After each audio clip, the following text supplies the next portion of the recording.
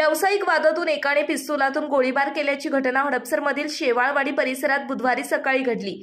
गृहनिर्माण सोसायटीमध्ये सुरक्षा रक्षक पुरवण्याच्या वादातून हा प्रकार घडला। या गोळीबारात जयवंत बापूराव खलाटे वय 53 वर्ष राहणार भेकराई नगर हडपसर जखमी झाले आहेत।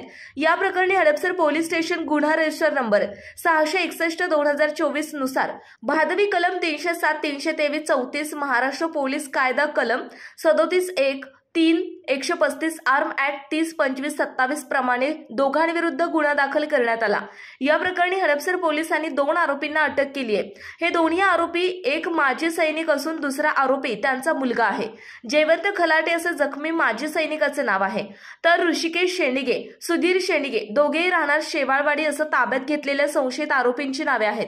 घटना घडल्यानंतर सहाय्यक पोलीस आयुक्त अश्विनी राख, वरिष्ठ पोलीस निरीक्षक संतोष पांढरे आणि गुन्हे टीमने भेट देऊन तपासाची संपूर्ण माहिती घेतली।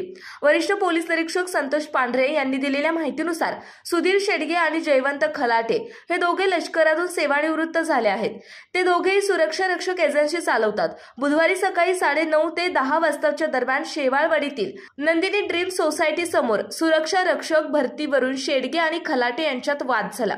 त्यावेळी शेंडगे यांनी पिस्तुलातून खलाटे यांच्या पायावर गोळी झाडली।